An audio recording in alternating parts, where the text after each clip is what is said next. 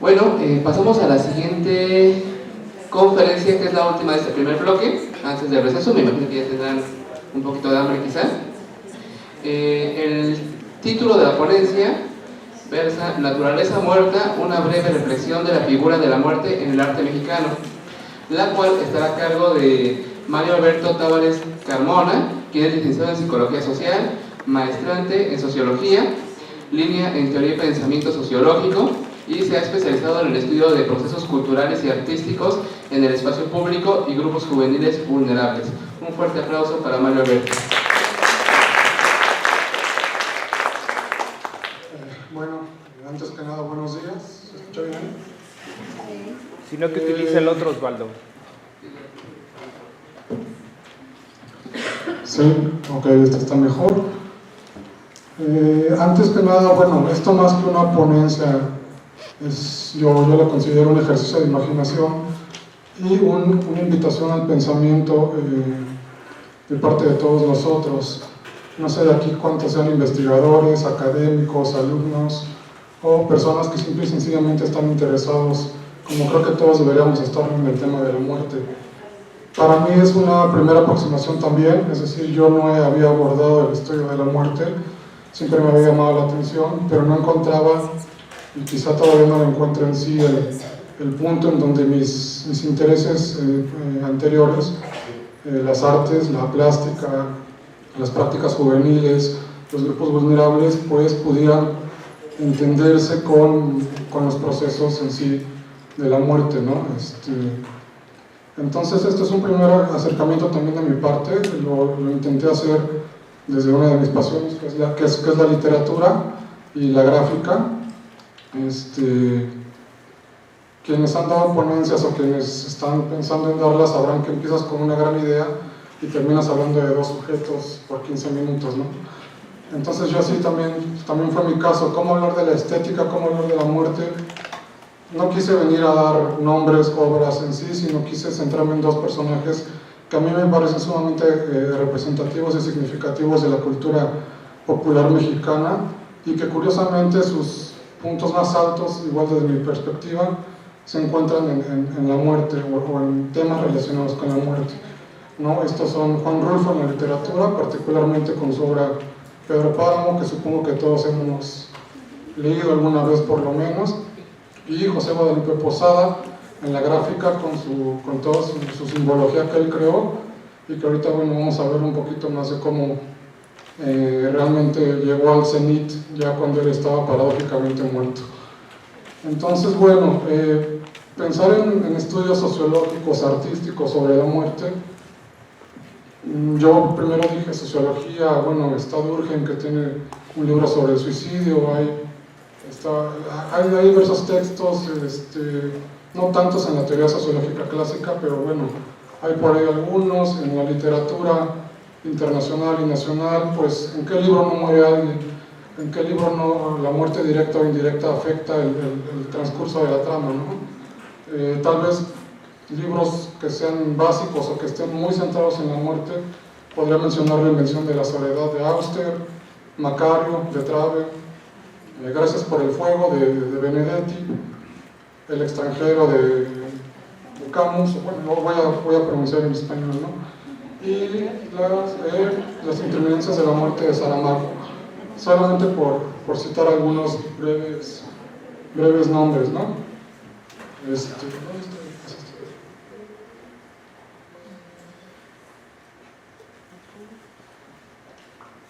Y bueno, comenzando con Juan Rulfo y con Pedro Páramo, a mí me parece que la gran genialidad de Rulfo, aparte de su prosa, que más bien parece verso, es que supo captar perfectamente la esencia de su contexto.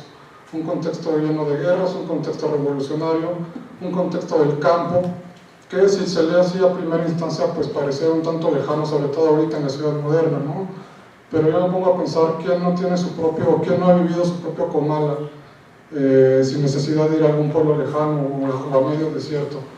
¿Quién no ha ido buscando a algún muerto, ¿no? A su Pedro Páramo, para cobrarle algo, para agradecerle algo? ¿Y de qué manera lo ha hecho? Bueno, creo que lo que más importa en la obra de Páramo es que precisamente nos da muchos medios para aproximarnos a los muertos.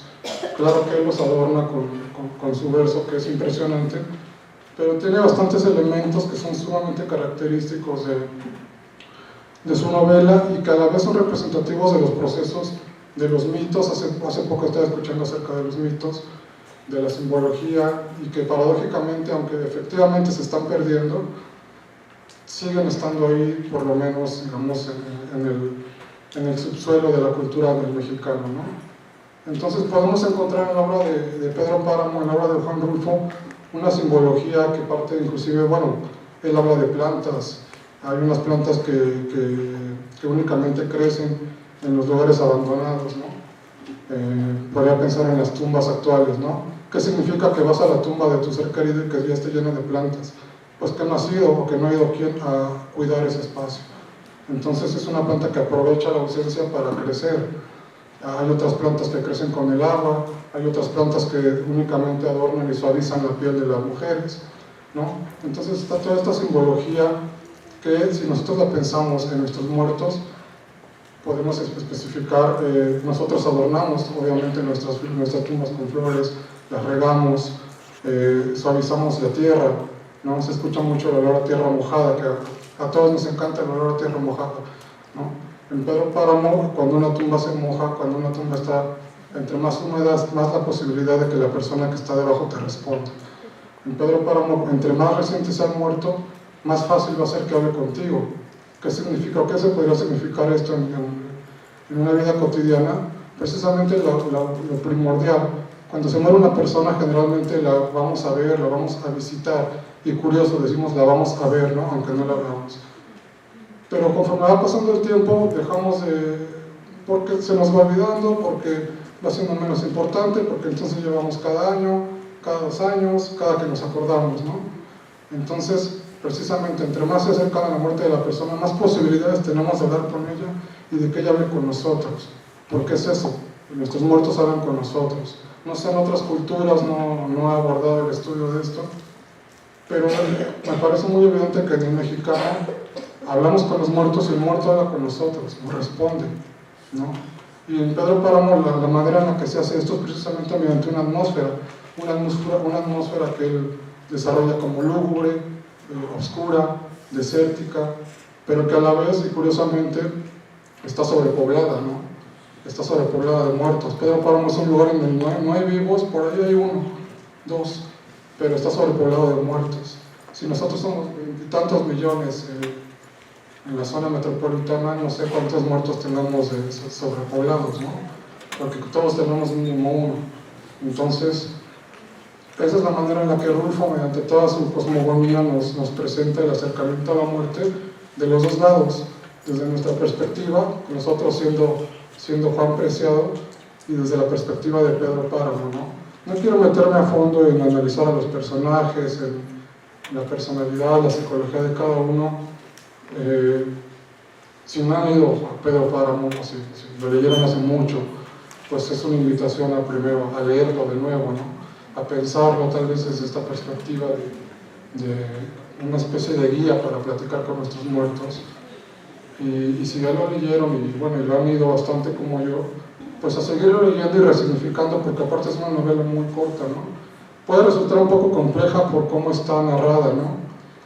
Pero bueno, un muchacho hace tiempo me decía, es que ya lo leí, una muchacha, se me dificultó un poco por cómo está narrada, presente, futuro, pasado, no, presente, pasado. Yo me quedé pensando, bueno, pero pues bien que le entiendes a la serie de Luismi, ¿no? Que también está narrada así, ¿no? Y bueno, eso por ese lado, ¿no? Y bueno, rápidamente Posada es otro gran artista mexicano, otro gran intelectual. Él en la gráfica, con gráfica me refiero pues a las expresiones artísticas. Él se dedicó a hacer grabado, que es una técnica un tanto compleja que sigue estando y que ahora, digamos, se aproxima bastante a lo que es el stencil. Ya se me había olvidado mi presentación. Bueno, lo voy a ir poniendo de fondo, son fragmentos del ensayo en el cual se basa esta ponencia, pero no quiero como abocarme a estar leyendo y a estar repitiendo lo que se va viendo, ¿no? Entonces vuelvo a Posada, que es un maestro de la gráfica. Curiosamente fue un tipo que toda su vida estuvo entre los trabajos que podía encontrar, en los que le iban dando, trabajando en periódicos, él fundando sus propias tiras, pero generalmente en torno a la revolución. Él era un crítico de la guerra, de la revolución, y no fue hasta que Diego Rivera, que supongo que todos aquí conocemos al muralista Diego Rivera, maravillado por la gráfica de Posada, que entre otras muchas cosas él creaba unas calaveritas. ¿Cuáles calaveritas? Pues las que conocemos y las que hemos visto todos en la actualidad, ¿no? Esas calaveritas que inclusive nos comemos con chocolate y azúcar, ¿no? Que conozco gente extranjera que se espanta cuando me ven comiendo una calavera de chocolate, ¿no? ¿Cómo te puedes estar comiendo la muerte? Que las vestimos, que las hacemos con papel. Bueno, si bien él no las crea como tal, porque desconozco el dato, él es el que las caracteriza.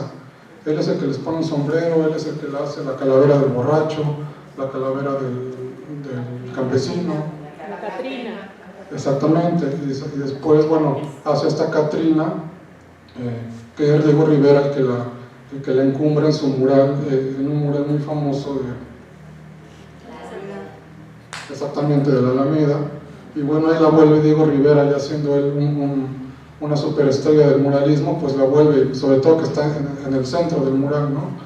Y a partir de ahí, pues, si bien no es la única figura de la muerte, porque por ahí se puede pensar en esa figura completamente oscura, con una hoz que va cargando, pero yo pienso que cuando se piensa en muerte, pues, lo inmediato es pensar en la calavera, ¿no? O una de las primeras formas.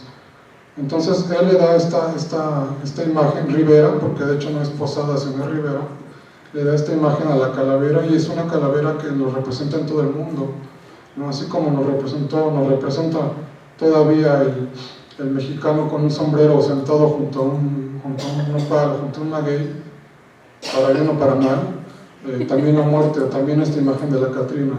Entonces digamos que son dos expresiones, una novela de fantasmas, una literatura de fantasmas, y la otra es la gráfica sobre la muerte, ¿no? Que bueno, gráfica sobre la muerte debe haber muchísima.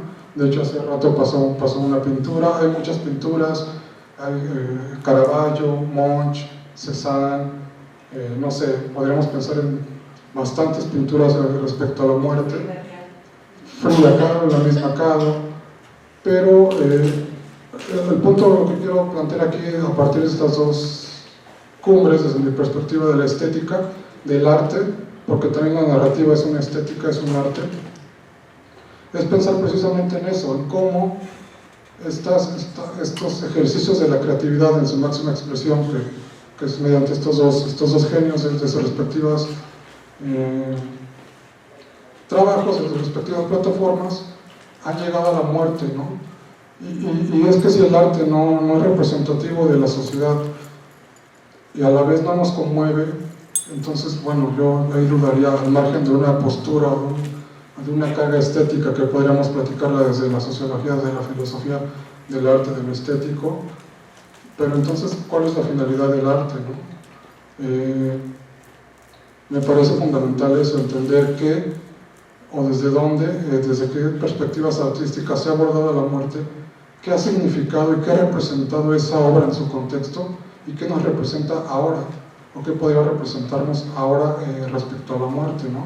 A cómo vivimos la muerte, que suena raro decir vivimos la muerte, pero es que es así, vivimos la muerte, ¿no? En cierto momento la propia, no sé cómo voy a llegar, y generalmente es la muerte de otro, ¿qué significa, no? Si me pusiera a pensar o hablar en términos sociológicos, pues diría que habría que analizar las interacciones que se dan en torno a la muerte, ¿no? Y desde ahí puedes abordar, si eres de una línea de teoría y pensamiento sociológico como yo, puedes usar a diferentes autores para ver todos los procesos, pero me parece que eso no es lo más importante, sino dejar a un lado un poco esa metodología y más bien abocarnos en lo que sentimos, en esta sensibilidad en esta manera reitero, de vivir la muerte, de estar con la muerte y de mantener la muerte, no dejar a nuestros muertos precisamente en el silencio. En Pedro Páramo, la forma en la que se escuchan los muertos es mediante los murmullos, es decir, nunca un fantasma va a llegar y te va a hablar con voz clara y se te va a presentar debajo de la luz, siempre va a ser en la oscuridad, vas a percibir cuál es lo que se dice, se percibe un aroma, se escuchan los murmullos, a veces es en sueños, a veces estás despierto, a veces le respondes. Claro que tampoco le respondes en voz alta, le respondes en tu adentro y te pones a platicar con él. Entonces, la invitación va por ahí, en seguir platicando con nuestros muertos, seguir adornándoles la tumba, ya sea realmente en el espacio o desde nuestros pensamientos, seguir relacionándolos con la gráfica, seguir poniéndoles, retomar las tradiciones, los mitos, los rituales, seguir poniéndoles lo que les gustaba,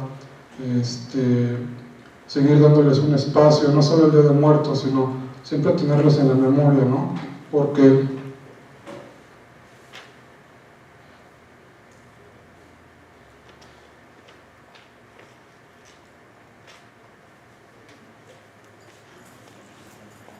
bueno, aquí está un poquito el mural anterior, el que ya les habíamos comentado. Ahí está la Catrina en medio, de todas estas figuras tan representativas del contexto en ese momento.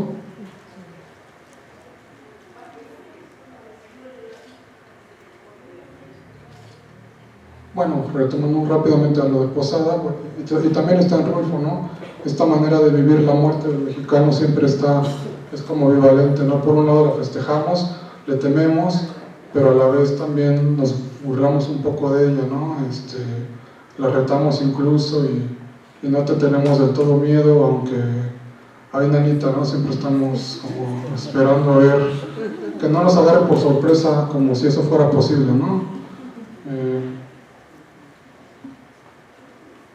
esta es una frase de Zuno, que es un pintor de Guadalajara, un intelectual de Guadalajara, que habla de Posada y que dice: Posada resucitó a la muerte y la hizo inmortal por toda la eternidad. Posada la levantó de entre los muertos a la muerte y la hizo su diosa, la que hace el pueblo de dulce, de pan, de alambre, de palo, de barro, de tule, es la que se hermana con la de Posada, por ser una misma familia y tener los mismos instintos y gustos. De nuevo, bueno, la figura de la calavera, son fragmentos sobre Posada, sobre Rulfo, pero para no irme extendiendo más, para ir, digamos, acotando esta invitación a pensar no solo desde Posada y desde Rulfo, sino desde quien ustedes quieran, acercarse a la literatura, acercarse a la gráfica, a cualquier tipo de gráfica, toda es válida, ya sea el arte hegemónico, el arte institucionalizado, el arte con mayúsculas, o a las formas contemporáneas del arte, bueno, a menos que empiecen a ver que un extintor es una forma de arte, pero me refiero a estas prácticas estéticas. Y bueno, retomo algunas pequeñas citas de estas novelas, digamos como para cerrar esta breve plática. Dice: me mataron los murmullos, aunque ya traía retrasado el miedo, se me había venido juntando hasta que ya no pude soportarlo, y cuando me encontré con los murmullos, se me reventaron las cuerdas. Aquí es cuando Juan Preciado muere en la novela Pedro Páramo, que es más o menos a la mitad. A la mitad de la novela se muere el protagonista, y a partir de ahí continúa la novela. Esa es una de las genialidades de la obra de Rulfo.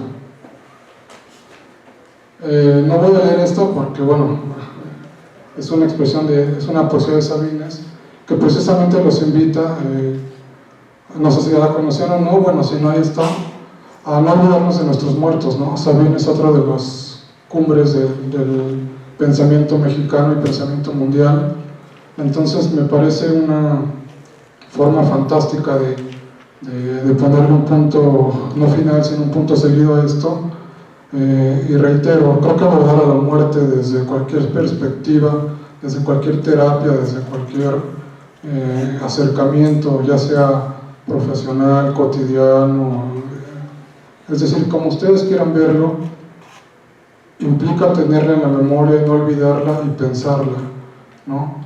Hacer énfasis en ella, pensarla, repensarla, reconfigurarla y seguirla honrando, porque pues todos vamos para allá e independientemente de lo que crean, es decir, que sigue después de la muerte, hasta dónde se llega, que si es energía, que si es esto, que si es lo otro, pues en el pensamiento, en las letras, en las artes, en la plástica, podemos seguirla manteniendo y desarrollando. Y pues de esta manera, por lo menos hasta que nosotros mismos nos toque vestirnos de nuestra calavera de posada, o llegar a nuestro llano en llamas, o a nuestra lubina, o a nuestra comala, pues va a ser nuestra manera de ir escribiendo, pintando esta historia, ¿no? Esta novela de fantasmas. Entonces, de momento sería todo.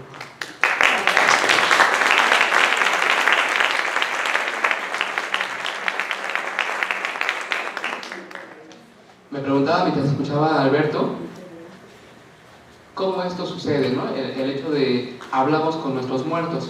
Dice, porque sigue vivo todavía, según yo, Peter Sloterdijk, un filósofo, que lo que hacemos con el trabajo de duelo es, él lo maneja en esferas, ¿no? Su cosmovisión es una cuestión esférica. Dice, lo que hacemos con los muertos es colocarlos a una distancia tan cerca que no nos genere angustia, pero no tan lejos que no nos genere la ausencia. Es decir, generamos una distancia con respecto a nuestros muertos. Tan lo es que cotidianamente decimos, es que como decía mi padre en paz descanse, o como decía tal persona respecto a mí, hablamos a nuestros muertos y nuestros muertos nos siguen hablando a través de nosotros. Creo que es valioso esto, recordar que mantenemos relación con lo ausente, ¿no? Que no por ausente deja de existir para nosotros, por lo menos fenoménicamente. Ahora pasamos a la sección de preguntas, antes de hacer ya el corte de este primer bloque.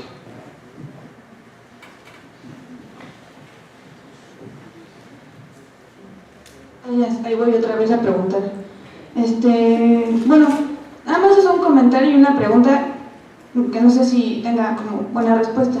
Bueno, esto del culto a la muerte en México, pues es desde hace muchísimo tiempo, ¿no? Los antiguos prehispánicos y toda esa banda, pues la reverenciaban, ¿no? Y era algo como sagrado para ellos, ¿no? Hasta a veces era algo deseado, ¿no? Ser sacrificado para irte a esos mundos, ¿no?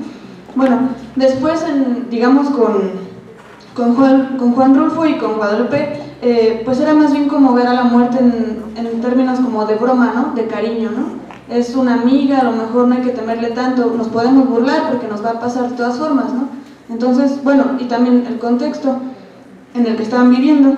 Y bueno, la pregunta es, ahorita, en el contexto que vivimos ahora en México, yo veo como que hay, o sea, esto de la reverencia y de lo sagrado, y de la broma y el cariño, ahorita están las dos, ¿no? Más aparte, el deseo de no morir, o sea, nadie quiere morir ahorita, ¿no? Bueno, la mayoría de la gente. Entonces, para ti el arte contemporáneo con respecto a la muerte, ¿qué representa hoy? Bueno, ¿sí se escucha? Sí, ok. Primero, no sé si sea únicamente una visión de burla en Rulfo y en Posada. Creo que están las dos cosas. Hay un dicho, yo hablo mucho con frases, con dichos, porque así me educaron mi abuela, mi madre y mi padre, ¿no? Y que dice, entre broma y broma, pues la verdad se asoma, ¿no? Entonces, de entrada yo creo que hay una ambivalencia ahí, como bien señalas, bueno, era un contexto diferente, contexto de guerra. Si en prácticamente cualquier momento estamos expuestos a la muerte, pues en una guerra más, ¿no? Entonces creo que era parte de su sátira, sobre todo en Posada, que sí, digamos, tal cual gráficamente expresaba una burla. Yo creo que Rulfo es mucho más melancolía. Creo que por ese lado, creo que existen las dos cosas. En el arte contemporáneo, bueno, de entrada la gran discusión es qué es el arte contemporáneo, ¿no? Entonces ya desde ahí está muy difícil definir, ¿no? Es decir, desde lo estético, desde lo social, desde lo epistemológico mismo, de la construcción de lo estético, de la construcción del arte, desde lo técnico. Creo que es muy difícil de entrada pensar que el aporte del arte contemporáneo al mundo, y más con esto de que ya cada interpretación es válida del arte, que no es que yo esté en contra, ¿no? Sino que es lo que hay, y también hay quienes defienden que no, que el arte debe ser lo sacro, lo sagrado, y el arte con mayúsculas. Creo que las artes en general, la literatura, la pintura, la danza, lo que tú definas como arte, se vale. Y la muerte actualmente creo que están igual como en sus procesos mismos, digamos, internos de estas disciplinas, en una reconfiguración como de volver a entenderse para entonces poder explicarse. No sé, pero obviamente nadie se quiere morir, o sea, entiendo perfectamente ese punto, pero yo creo que también, o no dudaría, o seguramente ya existe el hashtag me quiero morir, ¿no? O me muero, o ya lleva Diosito, entonces que también sería como una, no sé, sería una calavera tipo posada, ¿no? Es como una burla, porque no me quiero morir, pero hay veces que yo ahorita venía en el metro y digo, a lo mejor suena muy cruel, pero dije que no se vaya a tirar nadie, porque si no, no llego, ¿no? Sobre todo en la línea azul, que es como la favorita, entonces habría que pensar por qué esa línea es la favorita, ¿no? Entonces, no sé, creo que el arte va a seguir hablando de la muerte, porque es un tema principal de la esencia humana, y creo que lo que va a cambiar son las formas, ¿no? En su momento fue esta gráfica, tal vez después va a ser, bueno, hay pinturas, hay danzas, hay obras mismas, de todo, ¿no? Pero creo que siempre va a encontrar la forma, el arte, de acercarse a la muerte, y la muerte, pues, de devolverle esta aproximación al arte. ¿Cómo? Pues, francamente no sabré decirlo, creo que esa es la labor de nosotros, ¿no? Irnos acercando, ir analizando, ir actualizando los estudios sobre la muerte, o la perspectiva sobre la muerte desde las artes.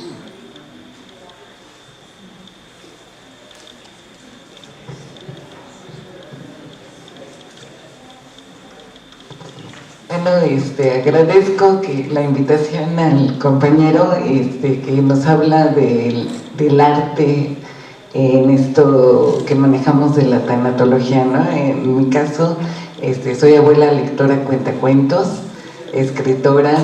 Nos acaban de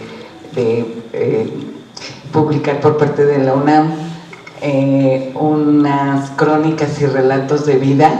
La crónica y relato de vida yo la basé en base a un testimonio que presenté en un congreso de tanatología por pérdidas, ¿no? Y como lo dices, acercándonos también al arte, a través de crónicas y relatos, hablamos de vida y hablamos de muerte al mismo tiempo, porque recordamos a nuestros muertos y vemos nuestra muerte, ¿no?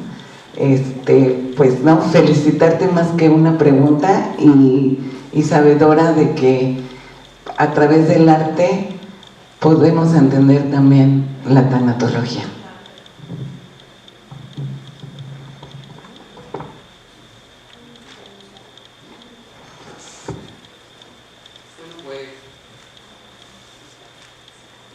Ahí está. Con esto estaremos terminando con la entrega de esta constancia y reconocimiento a Mario Alberto Tavares Carmona, de parte del colectivo Muerte, Sufrida y Cultura, y a través de la Secretaría de Salud y del Hospital de la Mujer, te ofrecemos esta constancia. Muchas gracias.